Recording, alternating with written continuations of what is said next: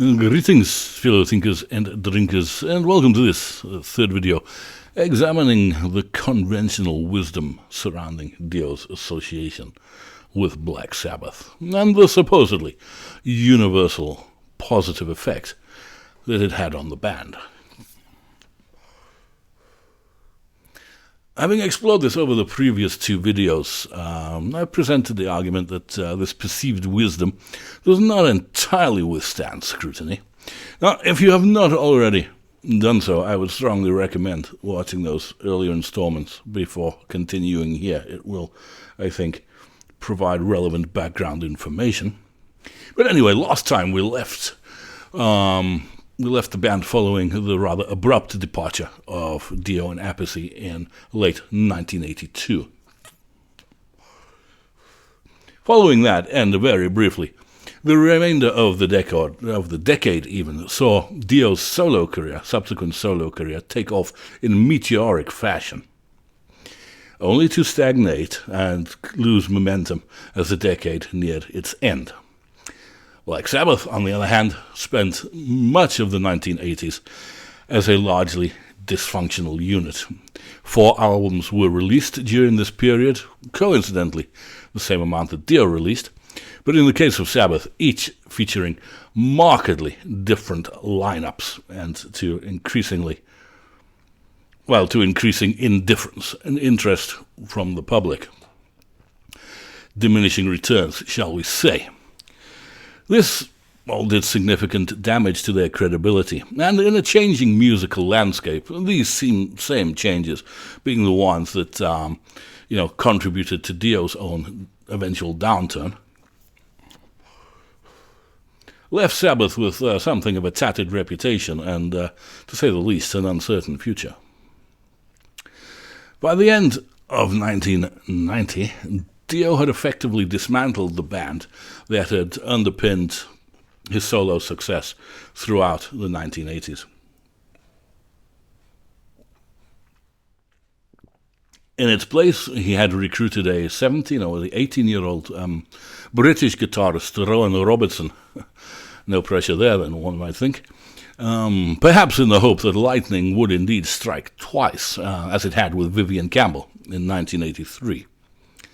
The resulting album and tour, Lock Up the Wolves, proved to be, a relative commercial and critical failure. In hindsight, the warning signs of the decline of Dio's career had been apparent going back to Sacred Heart. But by this point, 1990 sales had declined significantly. And live, the band were no longer filling venues such as Madison Square Gardens, as they had been doing. Instead, they were playing much smaller venues, and even in these instances, they were struggling with poor ticket sales. One could argue that Dio, adhering rigidly to the formula that he had established with Black Sabbath and perfected or reiterated through the initial phase of his solo career, had failed to adapt to changing musical tastes. And I think that is certainly true.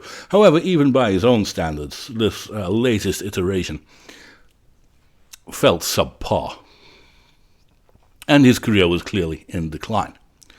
Sabbath, by contrast, were experienced something of a modest resurgence. Having spent much of the 1980s in near terminal decline, they had finally achieved a degree of stability with a lineup featuring Tony Iommi, Jeff Nichols, Tony Martin, Cozy Powell, and Neil Murray. This may not seem remarkable now, but at the time it represented an almost unprecedented level of continuity. They hadn't had this much continuity since the original incarnation of the band in their 10 years together. And this was something Iommi was acutely aware of, and repeatedly assuring fans in the press that stability had, at last been achieved. This point will become is important and will become relevant shortly. Artistically, the two albums produced by this lineup, Headless Cross, although Neil Murray did not actually feature on Headless Cross, but never mind, restored a measure of the band's credibility. And it marked the beginning of what was, or at least the start of a genuinely new musical chapter. The music was heavy, as one would expect, but it was not overly formulaic, and it even incorporated occasional progressive touches which had been absent for some time. In broad terms, it aligned more with perhaps the European power metal sound. Yet it retained a distinctively Sabbath character. This approach proved highly successful in mainland Europe, where the band enjoyed some of their strongest sales and did some of their most extensive touring ever up to this point. In the United States, however, the response was markedly different. As with many classic metal bands around this time, well, unfortunately, the audience had just, largely moved on. Tastes change, this is not that abnormal. For example, the 1990 tour in support of the Tear album was only the second time in Sabbath history that the touring cycle had omitted entirely the United States. And this was a direct consequence of the disappointing reception of their attempted 1989 tour. Unfortunately, even in the UK, half their planned 1990 shows were cancelled due to poor ticket sales. Then the following happened.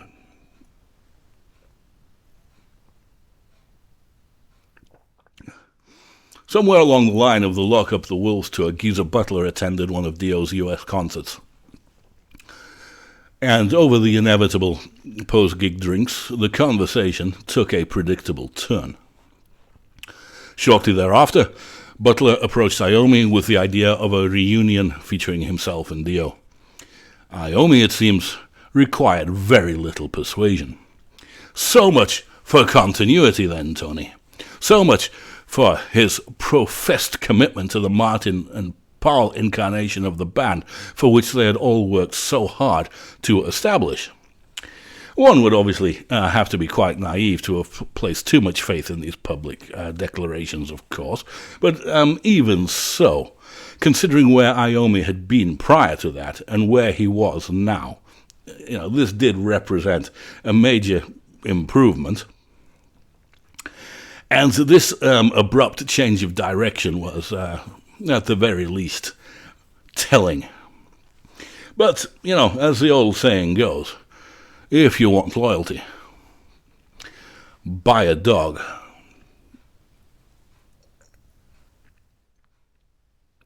Iommi likely saw dollar signs before his eyes, along with an opportunity to refocus the band's efforts on the US market, something that had clearly remained a priority for him. Accordingly, Martin and Murray were politely told, thanks, but fuck off. A story in itself, which perhaps we'll discuss another time. And Butler and Dio were welcomed back into the fold. It would appear, however, that Iommi had learnt nothing and forgotten nothing.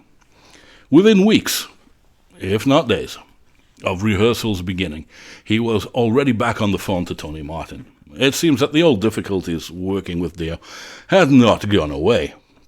These being, of course, the very reasons, or the very issues that had led to the original split back in 1982. Back in the 80s, once the initial gratitude of having been invited to join Black Sabbath had worn off, Dio appeared to revert something to type, assuming or at least expecting a level of control and influence that the rest of the band were never entirely comfortable with. And it's also, I think, reasonably safe to say that, 10 years of running his own band had not enhanced his democratic sensibilities. Not to blame this all on Dio, not at all. Butler and Iommi are, far from perfect, and we know from multiple sources they are notoriously incommunicative, and they tend to avoid discussing issues and letting matters fester where, they could have been nipped in the bud. This is, Again, it does rather take two to tango, does it not? And obviously they had their own issues. At this point, however, Iommi should have been realistic enough, one would have thought, to realize this. And realize that, the reunion with Dio was at least fraught with risk. And we may actually have been spared the coming fiasco. This time, however, internal issues or problems were made worse, or complicated, shall we say, by the personal tensions that existed between Dio and Cozy Powell.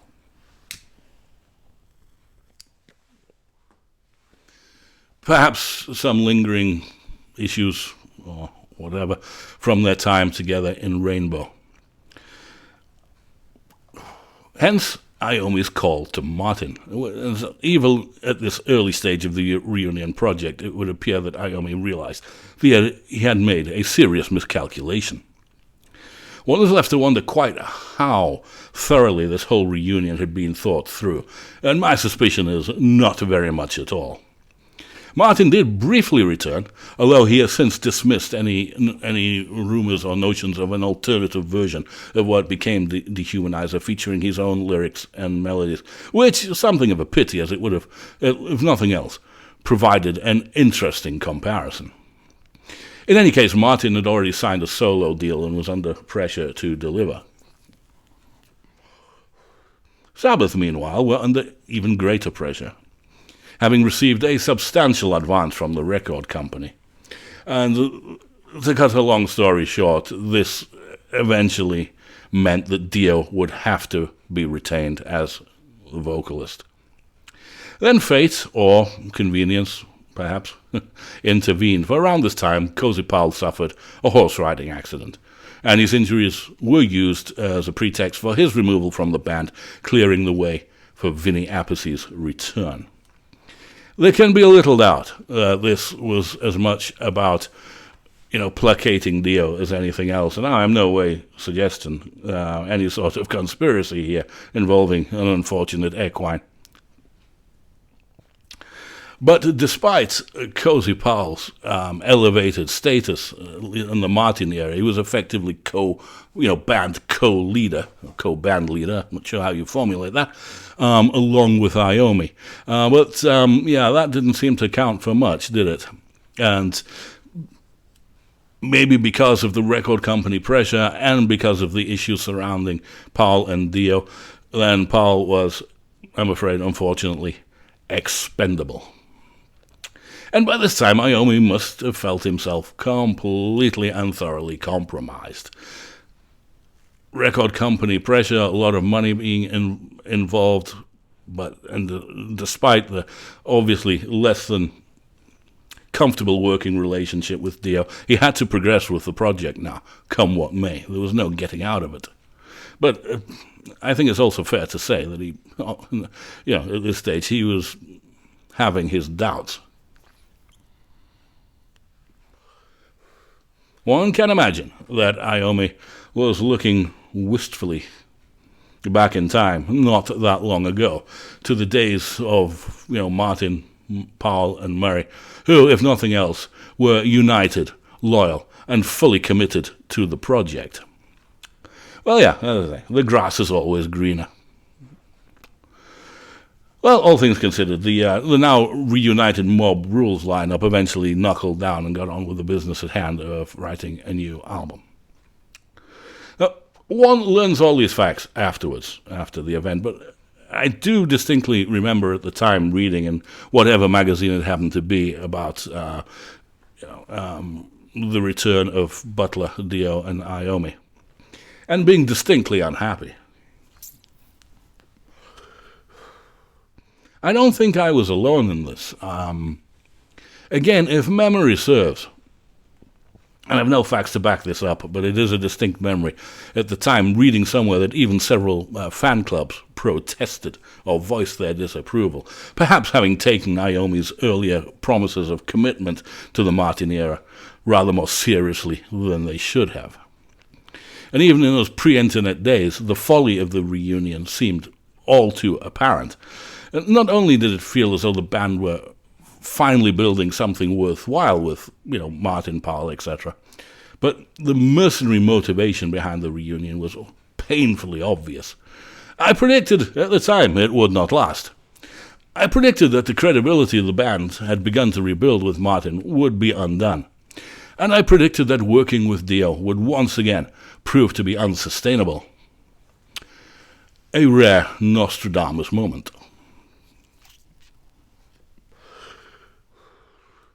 However, conventional wisdom would have you believe that this Dio reunion is the one bright spot in a period of enhanced decline for the band.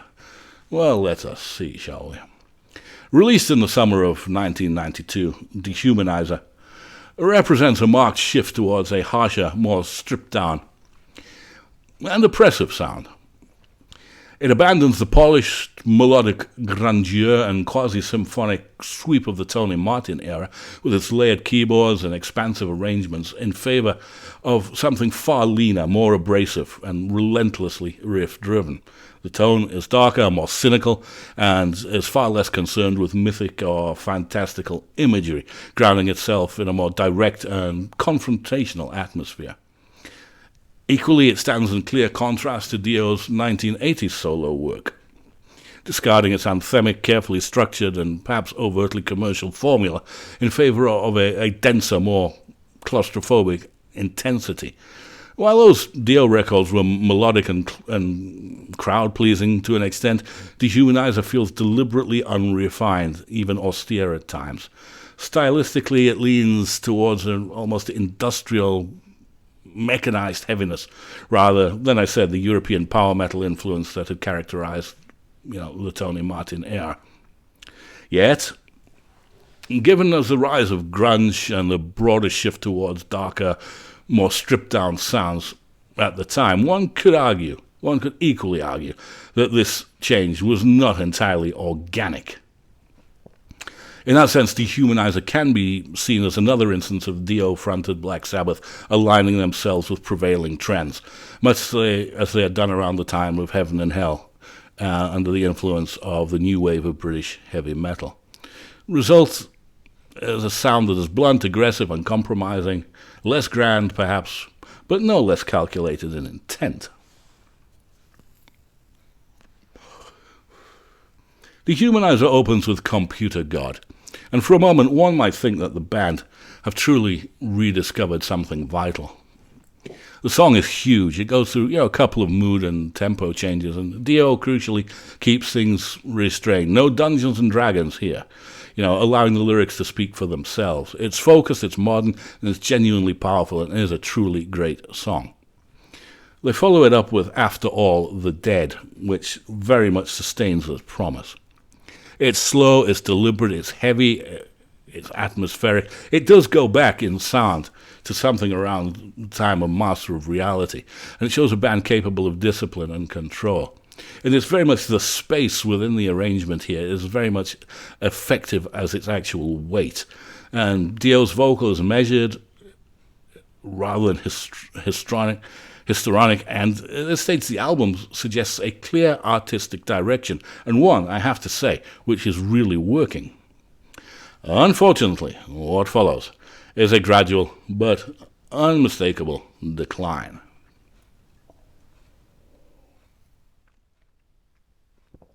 TV Crimes injects pace, certainly, but one fears at the cost of substance. It feels a bit lightweight, almost perfunctory, as though included to provide contrast rather than because it genuinely earns its place. And the earlier sense of menace dissipates rather quickly. It's not a bad song by any stretch of the imagination, but it's, again, it doesn't feel that essential. And Letters from Earth very much continues this slide. Very obvious industrial edge to this one begins to feel cosmetic rather than integral. Songwriting itself feels curiously inert. It's not particularly or actively poor song, but neither does it really command the attention. Again, one has to say there's some good ideas here, but it does feel a little underdeveloped. Master of Insanity does initially hint at something more interesting, rhythmically at least, but it never fully commits. There are good ideas here, and certainly, again, I have to say they remain underdeveloped. Another case of potential left unrealized. Interestingly, on this song, despite the Butler Dio Iommi writing credit, this was actually conceived in the mid-'80s by the Geezer Butler Band. You can listen to it online. It is identical. Why this? I don't know. Some effort to introduce democracy into the writing process? No idea, but seems a little unfair on Pedro Hauser and Carl Sentence, I assume, who helped create it with Butler in the 80s. They certainly, as far as writing credits go, they seem to have been well and truly shafted here. Follow this up with Time Machine, which is solid, formulaic. This could easily have been a Mob Rules leftover. It feels a little redundant in this context and neither advances the album's direction nor enhances it, functioning instead as a bit of filler, but dressed up in an appropriate sonic clothing. Sins of the Father up next is aggressive, but in a blunt, almost one-dimensional way, hammers its point home without much variation, and the result is less intensity than monotony. Strongly, both in terms of melody and his actual delivery, Dio comes as close as he ever would to sounding like Osbourne on this track, especially at the beginning. It's a little uncanny, actually. You could really imagine Osbourne singing this one. It's occasionally my habit when reviewing these things to make my notes of the songs and then to replay the album and see how much my opinion has or has not changed. And on this occasion, this is actually a little better than I remembered it. It does hark back to the band's very early days in its style and construction. It has that simplicity about it. And in truth, the song does have something going for it. Too Late up next attempts and succeeds in shifting the mood, and in fact is the only ballad-esque song this version of the band would ever attempt. It does have both emotional and structural interest to it, and features some excellent performances. But I'm often find myself sitting on the fence this one. Sometimes I find it compelling, and other times I find it ineffectual. I guess, another old saying is, isn't there, where there is doubt, there is no doubt. I, on the other hand, finally restores a degree of purpose. The riff has bite. It is massive. It is immense. The arrangement is phenomenal. Dio sounds really up for this, really engaged, and it stands in stark contrast to the proceeding run of tracks, which come across a bit ineffectual. Highlighting just how unfocused some of the middle section of this album has been. But I, on its own, is a Black Sabbath classic. No two ways about it. And the album closes with Buried Alive, and it closes with real dark authority. It's brooding, genuinely unsettling, great chorus on it, and it recaptures the atmospheric opening tracks and delivers with absolute conviction. Again, it is, in my opinion, without doubt, one of the album's finest moments. Well, taken as a whole, The Humanizer is a frustratingly uneven record, and it is one that took far too long and cost far too much money to produce. I should perhaps acknowledge, if it's not already clear, that I was not in favor of Dio's return, for reasons I've already outlined, and I'm conscious that this inevitably colours my view of things. That said, I have done my best to try and assess the album as far as possible on its own terms, setting aside, as far as I can, the historical and political baggage that surround it. But even allowing for that, the conclusion remains much the same. The opening two tracks and the closing pair are genuinely excellent, focused, heavy, coherent in intent. The intervening material, however, ranges from the merely competent to the distinctly uninspired, and giving the album a feel of something that never quite decided what it wanted to be. The result is not so much a failure as a missed opportunity. It's very much an album that promises more than it ultimately delivers. Having said that, I do find it in some ways superior and certainly more varied to the very formulaic Mob Rules, although it doesn't quite touch the heights. Well, it does on a couple of occasions. I suppose that might just be a fair comparison. Mob Rules had 3 really strong moments. This album has 4. And whatever dehumanizes relative commercial success, its impact on the band and their fortunes was in no way comparable to that of Heaven and Hell 12 years previously. I mean, how could it be? At this point, 22 years into their recording career, Sabbath had largely been surpassed. Time moves on. Newer bands were now, creating genres and defining genres. It would be simply unrealistic to expect Sabbath still to carry that type of influence. Despite which, I still say that the album failed in its initial goal, which was, in both critical and commercial terms, to put the band back on the top. The album was produced by Reinhold Mack, and his production here is notably austere, stripping away much of the layered polish that had characterized the Martin-era releases. The sound is dry, is compressed, is deliberately unembellished. The guitars pushed to the fore, and little in the way of atmosphere to soften the edges.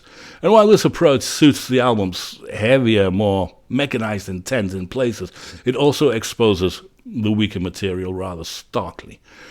Without the benefit of depth or dynamic variation, the weaker tracks are left feeling particularly flat and one-dimensional.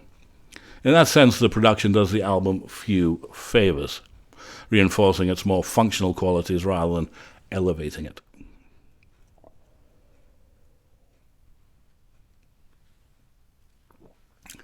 Yes, the reunion did result in a modest increase in album sales, though this was particularly relevant, perhaps only in the US. In the rest of the world, the Martin era did have strong sales. In the US, however, it did reach number 44, which was a considerable improvement on the last couple of Martin era releases. There is no denying that. And all of which did allow the band to undertake a comprehensive US tour, which was Black Sabbath's first since 1986. Even though, despite the 1986 tour, where the tensions are already been brewing, that was on the back of Seventh Star. Was that a Sabbath album or an Iommi solo album? Let's not forget the embarrassing performances of Glenn Hughes on the initial 5 dates, then having him replaced by an unknown singer, and the rest of the band being largely anonymous. Despite all that, in 1986 they were still being booked into arenas. They may not have been selling them out all the time, but they were being booked into arenas. The times, however, had changed. And on this occasion, despite the return of Dio, the band found themselves playing theatres. Though, to be fair, they were doing reasonable business. In terms of the material they performed, however, this tour was a significant step backwards. The entire Sabbath catalogue, between Mob Rules and Dehumanizer, had been effectively airbrushed out of existence. Most notably, none of the magnificent Martin-era material, which had done so much to restore the band's credibility, was included. Rumors circulated that Dio flatly refused to entertain it. Though there may have been practical considerations as well, as Tony Martin at this time possessed a truly exceptional live range, which Dio may have felt a little intimidated about having to reproduce. Whatever the reasons, one cannot help but draw comparisons to Bruce Dickinson and his return to Iron Maiden in 2000, and specifically his generosity and maturity in embracing the Blaze Bayley-era material, which stood in stark contrast to Dio's rather churlish approach here. Now, there's no official live recording from this tour, although there are many excellent bootlegs around. And I've just gone for the show from Boston, just to highlight the live set. This has been released under many titles. I forget exactly what mine's called, but you should be looking at an image of it right about now. The set opens with Mob Rules. Yet again, otherwise, as I mentioned last time, no other material from that album was included. Again, one has to wonder why. More of which later. Now, from the new album, Computer God, After All the Dead, Time Machine, I, Master of Insanity were included. TV Crimes was played live in South America on a couple of the early shows. And alongside this, the expected Neon Knights, Children of the Sea, Die Young in Heaven and Hell. The set was rounded out with Black Sabbath, Warpigs, Iron Man, Paranoid, and Children of the Grave. A lack of imagination? Well, perhaps. It's certainly a lack of something, wasn't it? Now, Dio returning to the band on this occasion on a more equal footing than he had in the early 80s, was by all accounts even less inclined to engage with this older material. Though, perforce, once again, he had no choice in the matter. He had, after all, rejoined Black Sabbath. You know? Nor does it appear that there was much effort given to vary this material, talking about, obviously, material from the original incarnation of the band, or any thought or effort given to having Dio reinterpret it. At this point, one just has to think, doesn't it? Even a couple of songs from the Mob Rules. Let's say they played The Sign of the Southern Cross. They could easily have dropped Black Sabbath for that. Or Falling Off the Edge of the World. They could have dropped Iron Man and played that instead. I think it would have been, certainly advantageous for the band, and certainly for the rest of us not having to hear Dio on Black Sabbath and Iron Man. They were probably always going to keep Warpigs, Paranoid, and to some extent Children of the Grave, but fair enough. It still was Black Sabbath, and that still was very much part of their history. But maybe this was just indicative of the, somewhat poisonous atmosphere in the band at this time. These were the songs that they knew from the past, and they knew that they could play them together, and maybe it just meant that they didn't have to spend time together in a rehearsal studio getting to know new material. Interestingly, however, they abandoned Dio's one unqualified success in this regard, NIB. And I have to say, regrettably, his performances of the Osbourne era material had not improved in the intervening decade. Again, they could perhaps have done something about that. I attended one of the very few UK dates on this tour. Happened to be possible for me. Now, only 6 dates were performed, okay? And as I said, the previous UK tour on the Spot of the Tear album, they announced 14 dates. They played 7, I think, and cancelled the rest, something like that. Now, even with Dio back in the band, they only did 6 dates, and we're talking about the same venues. It's not as though they were now in football stadiums or anything like that with Dio. No, it was exactly the same venues, but they only did 6 dates. And mainland Europe, I think, got 6 dates as well for the entire continent. A marked decrease compared to the last 2 tours with Tony Martin. And one feels something of a snub to the European fans who had loyally embraced and supported the Martin era. Now, the performance I saw was professional. It was good. They're a great live band. There's no denying it. Yet, there were some things missing and some things off. And I'm not just talking about the dearth of Martin era material or perhaps the lack of imagination in the older material that they, again, misguidedly performed. I do remember quite clearly, it was at no point during the entire show did any band members make eye contact with anybody else on stage. Very strange. And there were actual rumors of a physical altercation between Dio and Iommi after one of the UK dates. And so one has to admire Dio's ambition here, or perhaps his lack of self-awareness. One cannot imagine this fight getting anywhere near the second round. But on stage, the sense of camaraderie was absent, which is in stark contrast to the cohesion of the Martin Murray-Powell lineup. Conventional wisdom would have us believe that the Dehumanizer album and tour represented something of an artistic oasis in an otherwise barren period for the band. But the evidence, to my mind, not only fails to support this view, but it actively contradicts it. We all know what happened next. The band's US tour coincided with Osbourne's final tour prior to his intended retirement. Osbourne decided, although one must say that Osbourne was doing significantly better business on his tour than were his former bandmates. And then, another neat twist of fate, Osbourne decided it would be fitting to invite Sabbath as special guests on his last two shows before heading into retirement, bringing matters full circle, so to speak. Iommi and Butler were willing.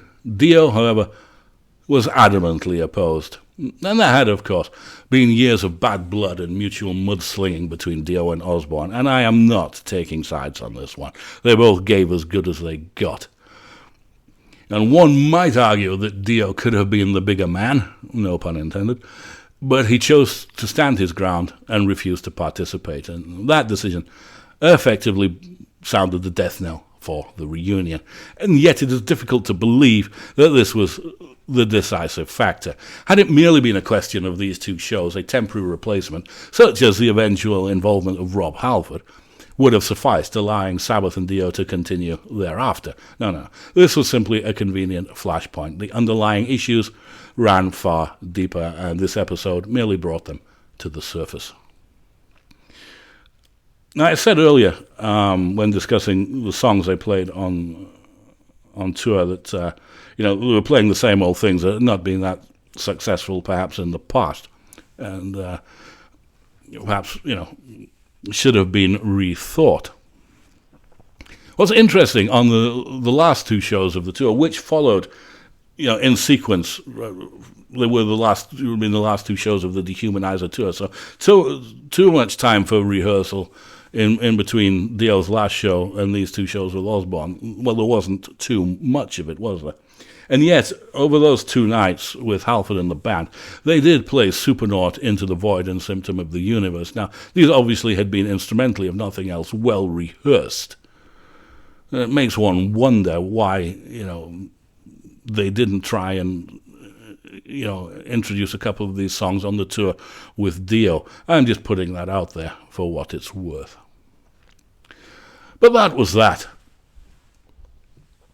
And for the second time, Dio split from Sabbath amidst, childish and I suppose quite pathetic circumstances.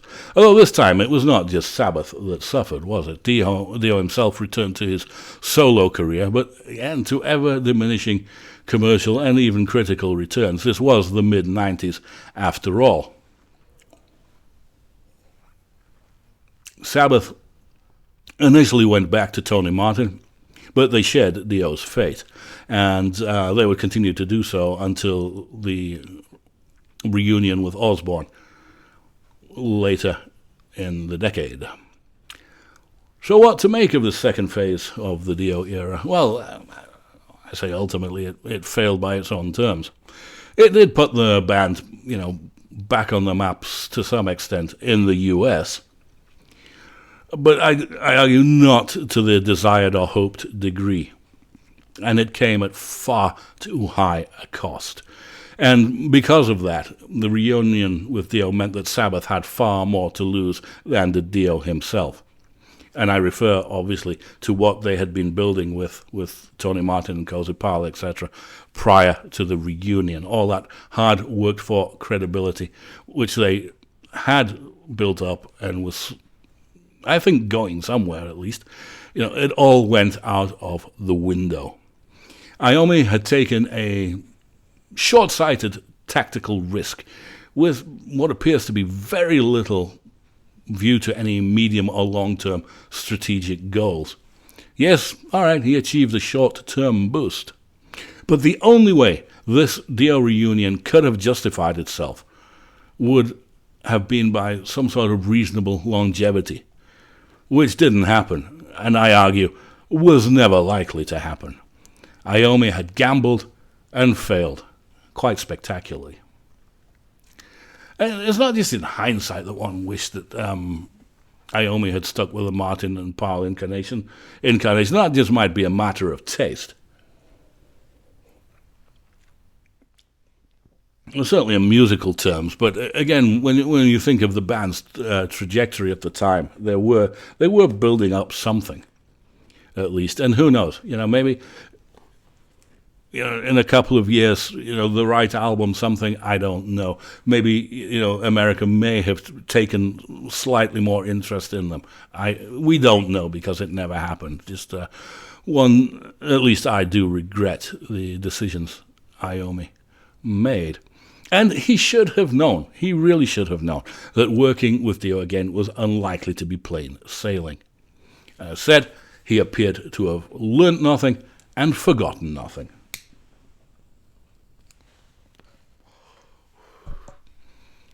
He should have known, he should have realized that the personality conflicts with Dio posed a huge risk.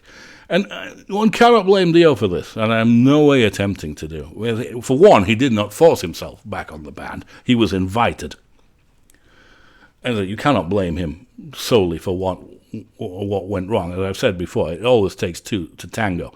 This was Iommi's decision, and I think he should have known better. And now he was forced to pay the all-too predictable price.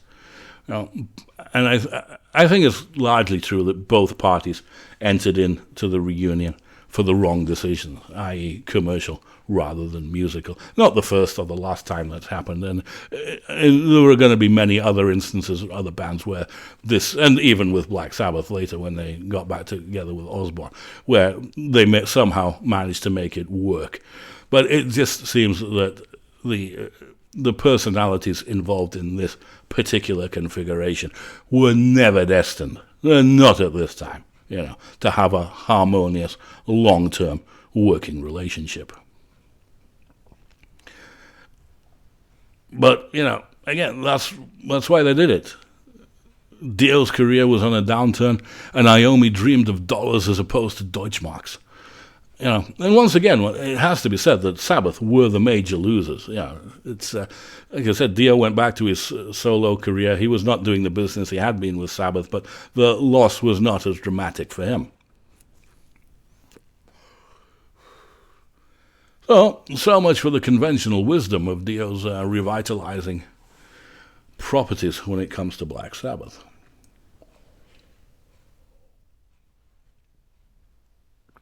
But as we know, this story is not yet finished. There is another chapter to go, and that will be the subject of the next video. So anyway, please feel free to like, to share, to subscribe, and all those good things. And obviously to comment. These are my thoughts. I'm sure not everybody shares them, but, vive la différence. Well, on that note, I thank you once again for your indulgence. I wish you well. And until next time, ma chonker.